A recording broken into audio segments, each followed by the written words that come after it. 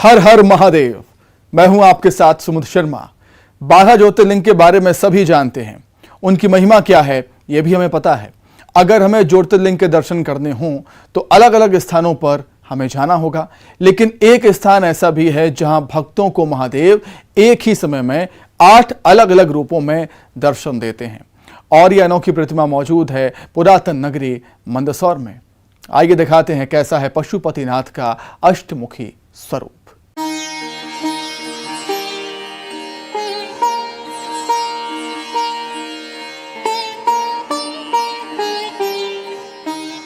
मंदसौर एक पुरातन नगरी।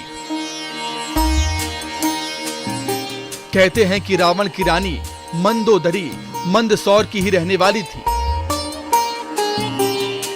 और ये नगरी रावण का ससुराल हुआ करती थी।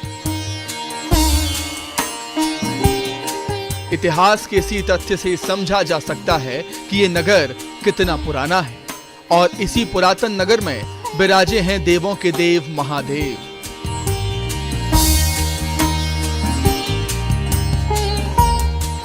पशुपतिनाथ के रूप में जिनके 8 रूप हैं और इन 8 रूपों के साथ मौजूद है विशालकाय शिवलिंग।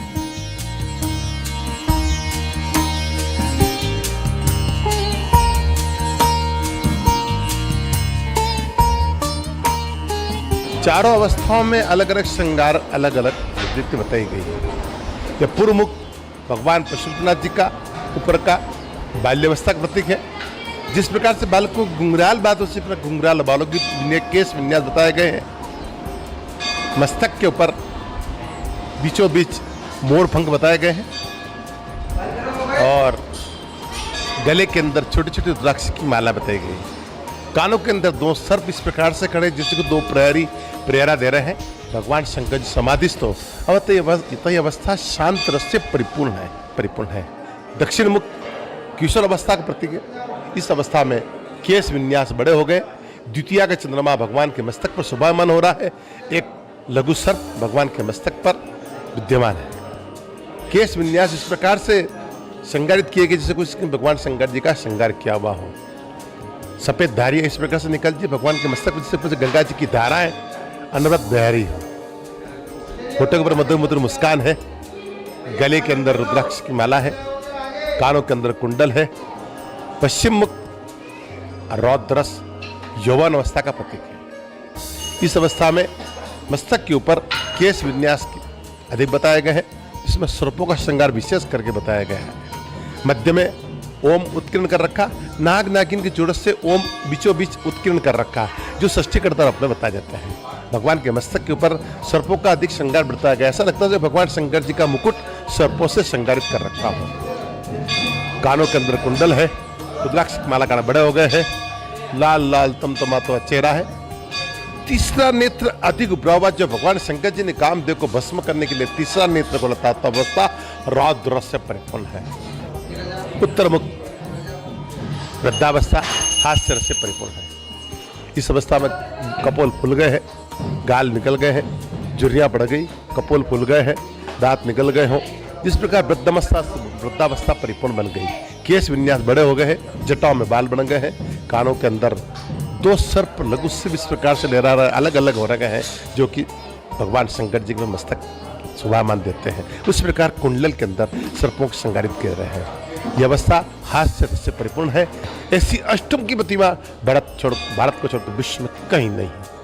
1 मुख से लेकर 4 मुख 5 मुख की प्रतिमा भारत में विद्यमान है, परंतु अष्टमुखी प्रतिमा भारत नहीं बल्कि विश्व में एक ही प्रतिमा है जो यहाँ विराजित है। ऐसी अद्वितीय प्रतिमा विश्व में कहीं नहीं।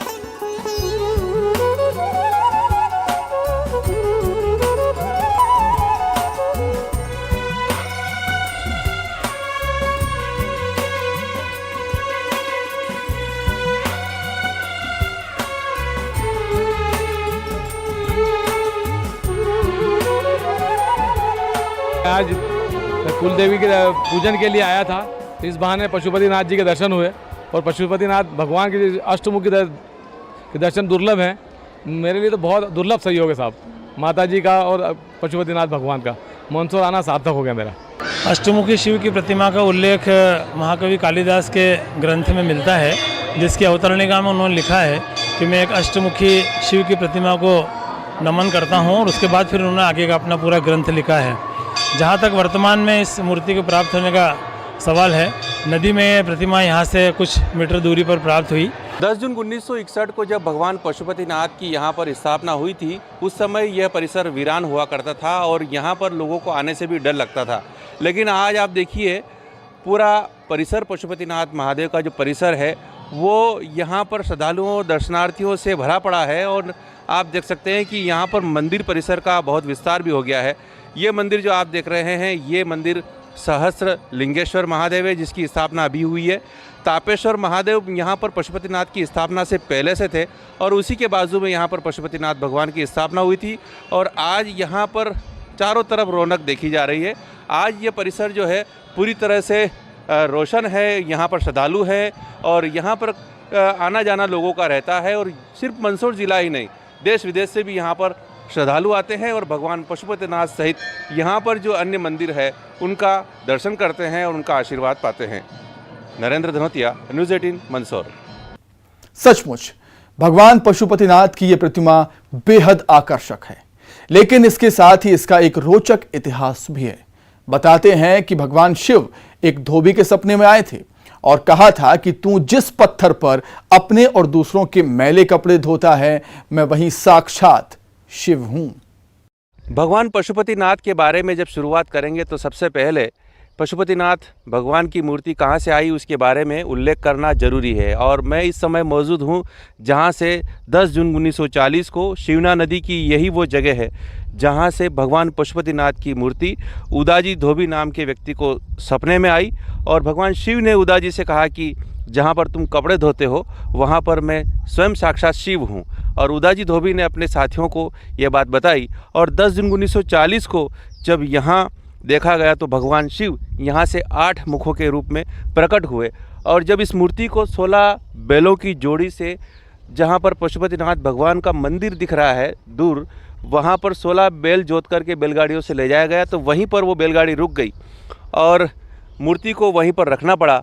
और 21 साल 5 महीने के लंबे इंतज़ार के बाद में आखिरकार भगवान पशुपतिनाथ को स्वामी प्रत्यक्षानंद जी के करकमलों से वहाँ पर स्थापित कर दिया गया, वहाँ पर प्राण प्रतिष्ठित कर दिया गया।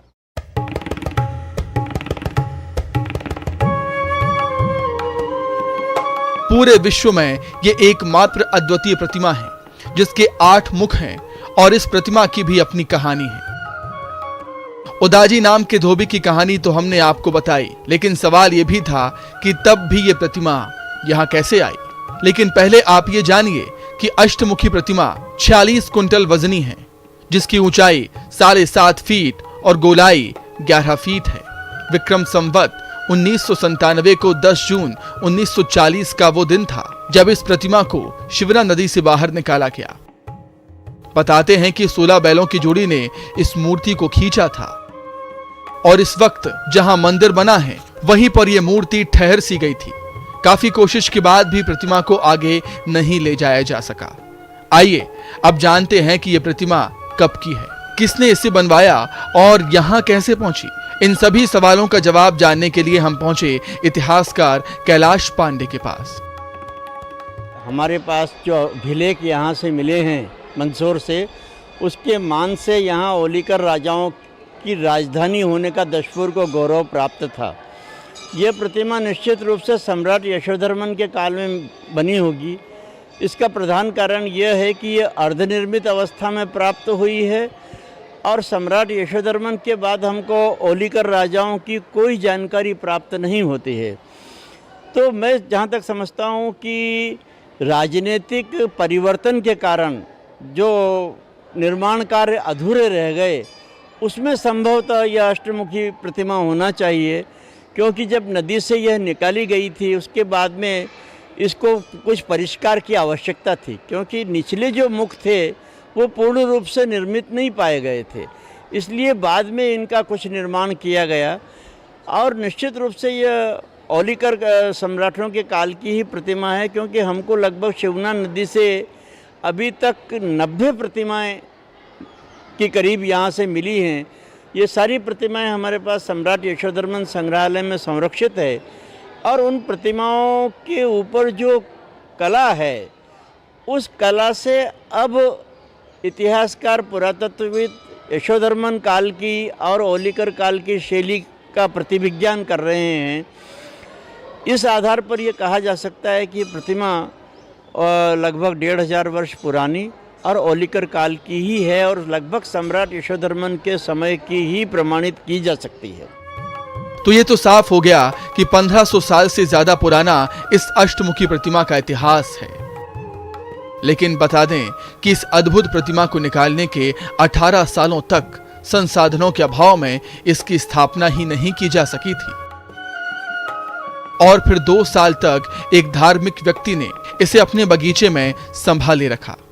लेकिन 23 नवंबर 1961 यानी पूरे 21 साल बाद वो घड़ी आ ही गई जब प्रतिमा की प्राण प्रतिष्ठा भगवत आचार्य श्री श्री 1008 स्वामी प्रत्यक्षानंद जी द्वारा की गई, जिसके कुछ समय बाद ग्वालियर स्टेट की राजमाता विजया राजे सिंधिया ने एक विशाल मंदिर का निर्माण करवाया और मंदिर के शिखर पर एक स्वर्ण कलश स्थापित किया गया। नरेंद्र धनोतिया, न्यूज़ 18, मंदसौर।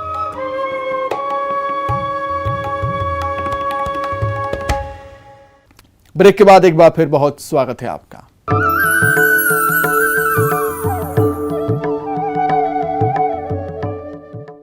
तो करीब 1500 साल पुराना पशुपतिनाथ महादेव की अष्टमुखी दुर्लभ प्रतिमा का इतिहास मिलता है। जानकारों ने यह भी बताया है कि सम्राट यशोधर्मन के शासनकाल में यहां काफी विकास के काम हुए। चूंकि यशोधर्मन खुद परम शिव भक्त था, इसलिए उसने यहां मंदिरों का भी निर्माण करवाया, जिसकी तस्दीक यहां मौजूद कीर्ति स्तंभ से होती है।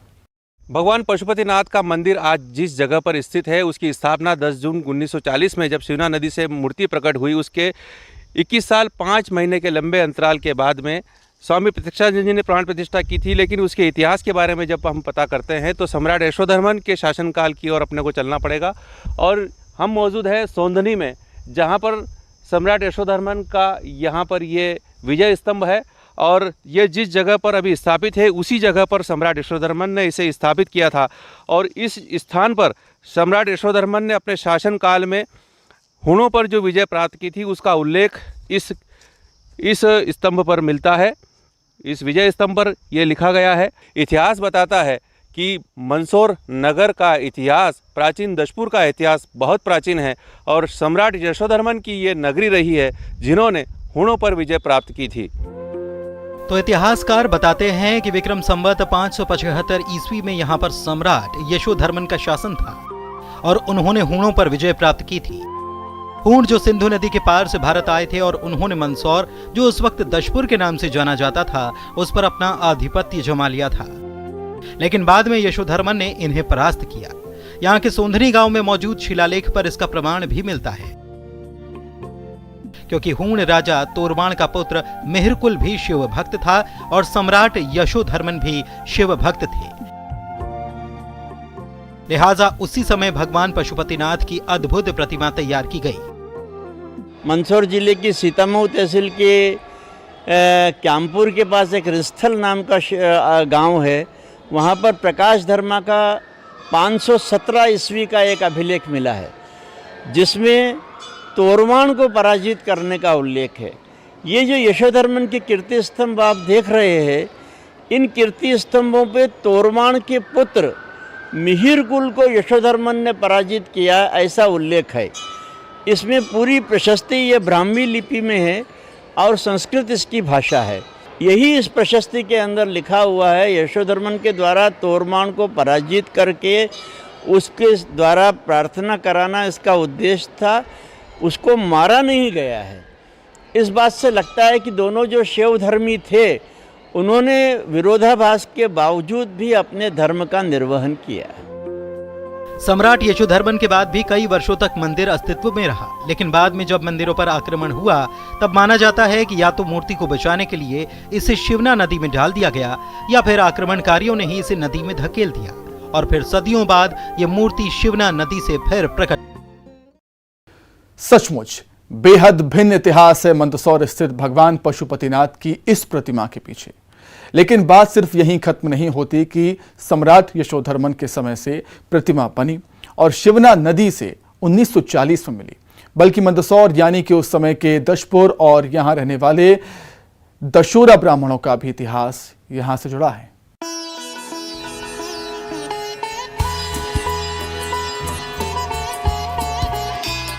भगवान पशुपतिनाथ को हाटकेश्वर महादेव के नाम से भी पूजा जाता था। मंदसौर यानी कि उस समय के दशपुर में सम्राट यशोधर्मन के काल में काफी विकास के काम हुए और चूंकि वे शिव भक्त भी थे, लिहाजा यहाँ काफी शिव मंदिरों का निर्माण भी हुआ। यही वजह है कि आज भी शिवना नदी से प्राचीन शिव प्रतिमाएं निकलती हैं। हाल ही में शिवना नदी से निकले सहस्त्रेश्वर महादेव की भी प्राण प्रतिष्ठा मुख्यमंत्री के हाथों संपन्न हुई है। एक ऐतिहासिक तथ्य ये भी है कि सम्राट यशोधर्मन के बाद भी यहाँ दशोरा नगर ब्राह्मण समाज के लोगों की अधिकता थी और उनका यहाँ वर्चस्व भी था। बताते हैं कि दशोरा ब्राह्मण शस्त्र और शास्त्र दोनों में ही निपुण थे। लेकिन हैरानी की बात यह है कि मंदसौर में आज एक भी घर दशोरा समाज का नहीं है। हाँ, ये बात जरूर है कि दशोरा समाज के लोग आज भी अपनी कुलदेवी की पूजा करने के लिए साल में एक बार यहाँ जरूर आते हैं, लेकिन ना तो यहाँ कोई दशोरा ब्राह्मण रात्रि विश्राम करता है और ना ही शिवना का पानी पीते हैं। अलाउद्दीन खिलजी ने 13वीं शताब्दी में आक्रमण किया था चित्तौड़ पे। उसी दरमियान आसपास के जो क्षेत्र है जिसको मंदसौर हम जानते हैं, पहले दसौर और मही और दसौर के नाम से ये विख्यात था और यहाँ दशोरा ब्राह्मण जाति का निवास था। तो दशोरा ब्राह्मण जाति के बारे में ऐसा कहा जाता है कि ये शस्त्र और शास्त्र में समान रूप से पारंगत थी। शास्त्र रहते इनको कोई पराजित नहीं कर सकता था, लेकिन इसका एक लूप होल था कि ये रक्षाबंधन के दिन किसी के ऊपर आक्रमण नहीं करते थे, शस्त्र हाथ में नहीं लेते थे। तो कहीं से जानकारी इसको प्राप्त होगी आताताई को, तो उसने रक्षाबंधन के दिन ही आक्रमण किया। पूरे ब्राह्मण जाति के लोग श्रावणी कर्म में लगे हुए थे और उसी समय आक्रमण हुआ। अधिकांश संख्या में वो मारे गए। कहा जाता है कि 74.5 मन जनेऊ का वजन निकला था। तो इतनी बड़ी संख्या में वो भागकर पलायन करके निकले यहाँ से। इसी प्रकार से हमारे समाज की महिलाओं ने, जैसे कि आप जानते हैं कि 3 जोहर अपने इतिहास में बड़े प्रसिद्ध है चित्तौड़गढ़ के, उसी प्रकार यहाँ पर जल जोहर की घटना सामने आती है। 9 कुंवारी कन्याओं को चुन दिया गया इस्लाम कबूल नहीं करने के कारण, और बाकी ने जल समाधि ली है। वो स्थान ये मंदसौर के किले के पास ही दिखता है। तो ऐसा इतिहास है, रक्त रंजित इतिहास है। नदी के बीच ये स्थान यहाँ लोग पूजन कर रहे हैं। ये दशोरा समाज की कुलदेवी का स्थान है। बताते हैं कि उस वक्त समाज के ही लोगों ने इन मूर्तियों को शिवना में प्रवाहित कर दिया था। हमारे समाज के इतिहास के बारे में जो जानकारी है, जो हमको पीढ़ी दर पीढ़ी वंशानुगत मिली है, उसमें हमारे ये बारे में ये बताते हैं कि हमारे जो कुल देवता हैं, जिनको हम हाटकेश्वर के नाम से जानते हैं, उन्हीं की मूर्ति पशुपतिनाथ है और ये कुल देवियों की मूर्ति है जो आप देख पा रहे हैं पीछे कैमरे में। इतिहासकार कैलाश पांडे बताते हैं कि ये बात सही है कि यहाँ पर दशोरा ब्राह्मण समाज का वर्चस्व था। निश्चित रूप से दशोरा ब्राह्मण हाटकेश्वर के रूप में शिव को पूजते थे। ये अर्धनिर्मित अवस्था में प्राप्त हुई है और सम्राट यशोधर्मन के बाद हमको ओलीकर राजाओं की कोई जानकारी प्राप्त नहीं होती है। तो मैं जहाँ तक समझता हूँ कि राजनीतिक परिवर्तन के कारण जो निर्माण कार्य अधूरे रह गए, उसमें संभवतः यह अष्टमुखी प्रतिमा होना चाहिए, क्योंकि जब नदी से यह निकाली गई थी उसके बाद में इसको कुछ परिष्कार की आवश्यकता थी, क्योंकि निचले जो मुख थे वो पूर्ण रूप से निर्मित नहीं पाए गए थे, इसलिए बाद में इनका कुछ निर्माण किया गया। भगवान पशुपतिनाथ से जुड़ी इतिहास की जानकारियां बड़ी रोचक हैं और इतिहास के पन्नों पर दर्ज हैं। सम्राट यशोधर्मन से लगाकर अभी तक का इतिहास ये बताता है कि पशुपतिनाथ और आज के मंदसौर, जिसको प्राचीन दशपुर नगरी कहा जाता था, इसका इतिहास गौरवशाली रहा है। भगवान पशुपतिनाथ की ये जीवंत प्रतिमा यहाँ एक और दर्शन मात्र से ही लोगों का कल्याण कर रही है, वहीं मंदसौर के प्राचीन गौरवमय इतिहास का भी वर्णन कर रही है। नरेंद्र धनोतिया, न्यूज़ 18 मंदसौर। तो इसी के साथ ही हमारे खास कार्यक्रम में इतना ही।